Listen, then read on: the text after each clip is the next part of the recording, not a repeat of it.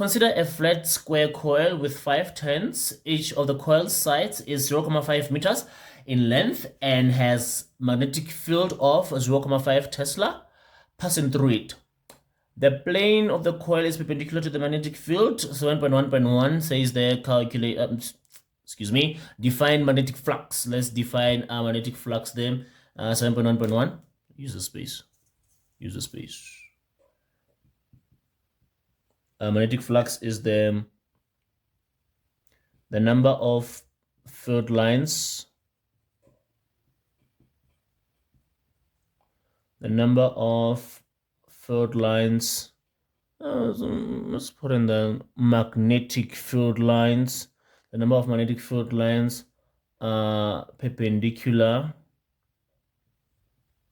The number of magnetic field lines perpendicular to a given area.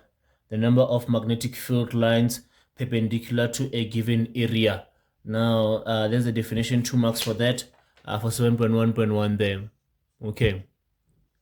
Now 7.1.2 says calculate the magnitude of the induced EMF if the magnetic field is increased uniformly from 0.5 Tesla to 1 Tesla in 10 seconds there. Okay, now here let's get to it there. So now what we want to do first is that we see that the number of turns is 5 turns. Okay, but now we have a square coil. The area is a square area, and then the side of the square there, the side of the square is 0.5 meters there. So the side length is already in SI units there. So it means that we can use it to calculate the area. Let's start right there. So the area of a square there, which is the shape that we have now, not a rectangle, not a circle. So we have the area of a square is the side squared there. So we have a side of 0.5, we square that, and then we get a 0.5 squared, and then our answer is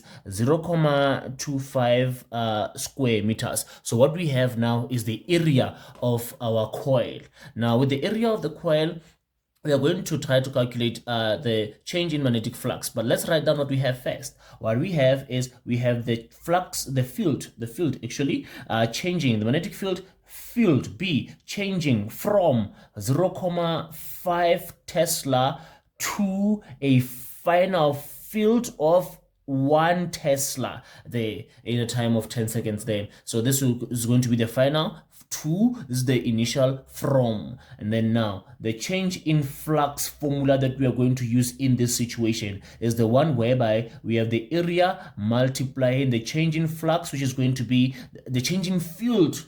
The change in field, very, very important there. And now we have the change in field, not the change in flux, not the change in area, but we have the change in field. Now we have the final field minus the initial field, which is the change in field inside the bracket there. So we are going to have our area of 0.25 multiplied by a final field of 1 minus an initial field of 0.5 there. So now we are going to put this in a calculator. We have a 0.25 multiplied by 1 minus 0.5, and then giving us a 0.125 there. We have a change in flux of 0.125 Weber there. That is the change in flux that we have there. Okay, now let's get to calculating EMF now.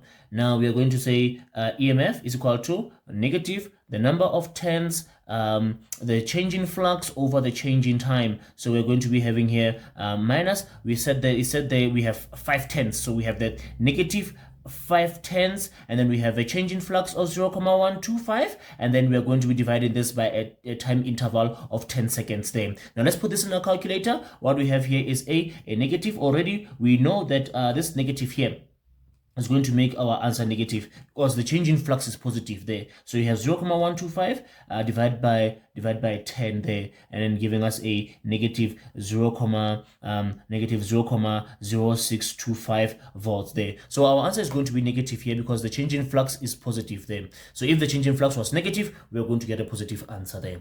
Okay, now we have 1, 2, 3 for calculating the change in flux, and then we have 1, 2, 3 for calculating the EMF there, and then the total of this is plus the definition is going to be 8. How did you do out of 8 there?